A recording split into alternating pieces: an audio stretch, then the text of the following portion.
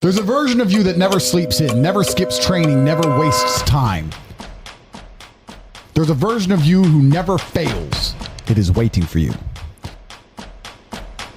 Genuinely ask yourself a question, you at home.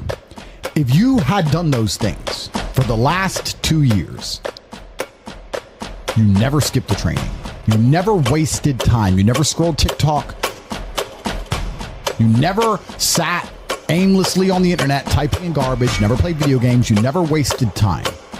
You never skipped training, you were training every single day. You never slept in, you were never lazy. There's this version of you. Imagine the person you would be. Genuinely imagine what you would look like. Imagine where you would live. Imagine the car you would drive. Imagine how much your woman would respect you. Imagine the love you would see in her eyes when she looks at you with adoration like a king. Imagine your existence. That person is waiting for you, and the only thing that's stopping you from being that person is your monumental laziness. You can have it. The universe is very giving. It will give you anything you work for. I've never seen somebody try for something with all of their might and not get it. The only people who do not have the things they want are the people who do not try for them. I've never seen a person wake up and say, my only dedication in life is to solve a Rubik's Cube and fail. You are not stupid. You are not incompetent. You are lazy and arrogant. It's extremely important you understand that that person is waiting for you, and you are declining that version of yourself. In the multiverse, in the many different versions of the universe that exist, there is a version of you that does those exact things, and he is a greater person than you can even fathom. You can transform yourself into that guy. You can be a top G. That's exactly what I did. I knew who I was going to have to end up being before I became that person. My brother and I are not from rich families. We are not from advantaged beginnings, but I knew I had to be a big, strong, fighting billionaire. That's what I knew I had to be. Discipline is the key to success. If you cannot force yourself to do something you don't want to do, how are you ever going to put yourself through the suffering required for greatness? If you cannot force yourself to train when you do not want to train, if you cannot force yourself to work when you don't want to work, or force yourself to eat right, how can you possibly ever become a monumentally successful person if you cannot control yourself long enough to do what must be done as opposed to what you feel like doing? A man must do what he is supposed to do irregardless of how he feels. That is the key component to masculinity, is discipline. If you do not have the discipline to dedicate yourself to anything, you are going to fail and be crushed by the people who can. If you only go to the gym when you feel like going to the gym, you're never going to be as strong as the people who go to the gym when they don't feel like going to the gym. That is a reality of life. So I train every single day. I've actually heard from some people saying, you overtrain. And I explained to them, one, I don't believe in rest. I'm not you. I'm not pussy, and I'm not broke like you are, Mr. Fitness Trainer, standing around the gym teaching people for $50 an hour. I don't need to listen to you. Secondly, I don't train because I want to get bigger. I train every day because it is difficult to train every day. It hurts. I don't want to. I wake up and I'm busy. I have other things to do. I don't feel like doing it. So I force myself to do it 7 days a week, 365 days a year, so that I know I'm the kind of person who can do what he doesn't want to do when it needs to be done. I am that man. And it's more of a mental exercise than a physical exercise at this point. How can you ever outcompete me if I can force myself to do the things I don't want to do and you cannot? Discipline is absolutely essential for success, and you need to get very comfortable and very used to the idea of understanding that on your path to greatness, there are going to be long periods of time where you hate what you are doing, where you are dissatisfied with the actions you must undertake, where you are tired, where you are stressed. That is why it is difficult. That is why most people won't make it.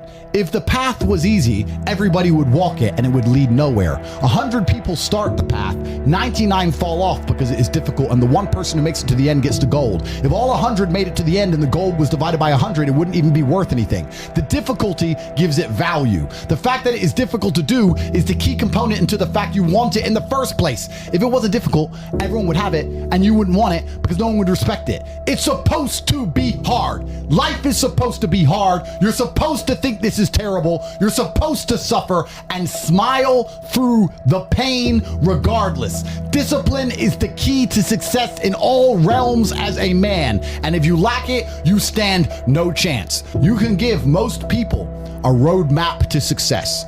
You can give them a Ferrari with a full tank of gas, and a lot of people still wouldn't make the destination because they would say the drive is too far away.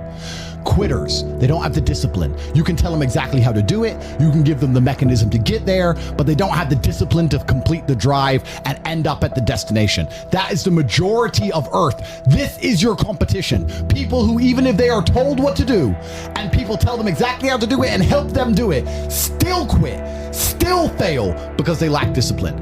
Even me, with my monumental powers, I can't make a quitter successful.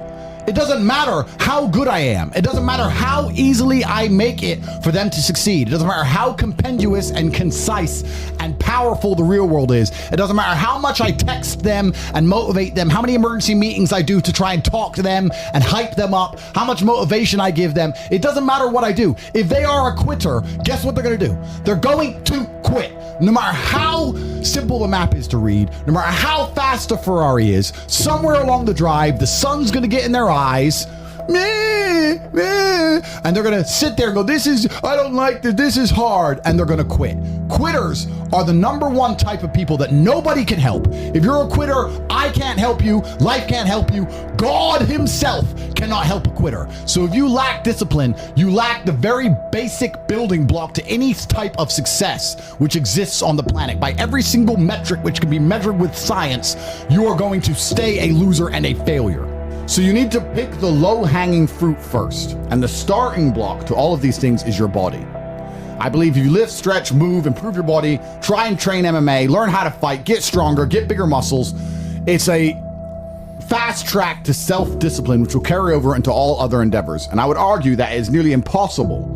In fact, how many people can say the gym saved their life? How many people do you know were depressed, started training, got in fantastic shape, and weren't depressed anymore? It is very easy. The low-hanging fruit is your body and upgrading your body. That is the easiest struggle, which is never going to backfire on you and never going to be a negative towards any other facet of your life. And when I look at men who are physical specimens, I think everyone naturally does this, but I'm going to openly say it. I respect them differently than I look at men who aren't.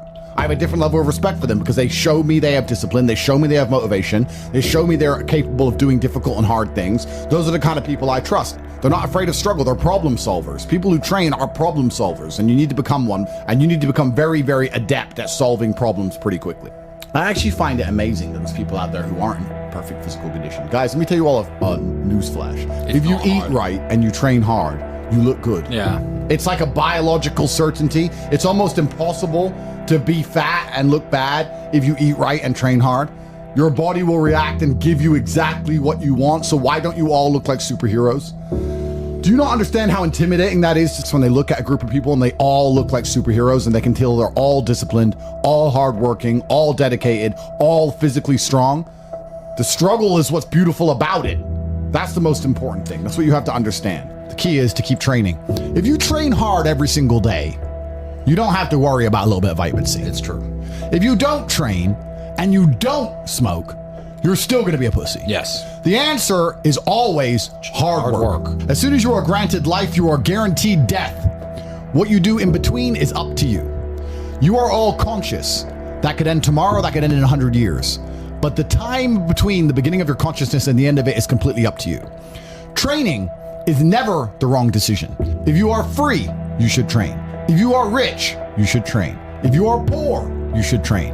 If you smoke, you should train. If you don't smoke, you should train. If you drink, you should train. If you don't drink, you should train. You cannot escape that hard work is always the correct decision.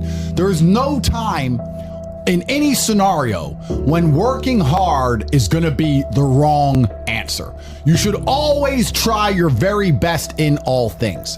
I always knew the answer to everything is raw action. The answer to everything has always been raw action. My dad had a tweet about this. He said that raw action solves all. So when I was broke, I was never like, I'm poor, what do I do? It was, I'm poor, I have to do something. If I was broke, I'd go for a run. That's why I was such a great fighter. If I was broke, I'd sit there and go, I'm actually poor. How do I make money? Dunno. Where can I get some cash? Dunno. What work can I do? Dunno. I'll just go for a run then. And I just go for a 3-mile run. You just have to say, well, I have to do something. I can't just sit still and die. A lot of people are happy to just sit still and die or go to sleep and take a nap. Well, if that's what you want to do, then you can stay a loser. That's fine. I'm glad there are losers because if everyone had Lamborghinis, my Lamborghini wouldn't be fun to show off. I need you to look at it and feel the deep pain in your heart of regret and failure. That's the whole point of it. I need to drive my Bugatti and everyone be looking at it going, I'll never have one of those. And I can get all their energy and feel it all, and it makes me happy. Fantastic. So you can sit at home and do nothing. But when I was poor, I had to go for a run. I couldn't sit still or lift weights or do something. I couldn't even sleep. So raw action solves everything. And I understood that at a young age. But as you get older, you get to look back and you get to put your whole story together, the whole tapestry together. I knew I wouldn't stay poor. Did I ever think I'd get this rich? Well, I never said I wouldn't, but did I ever think it would probably happen at this level?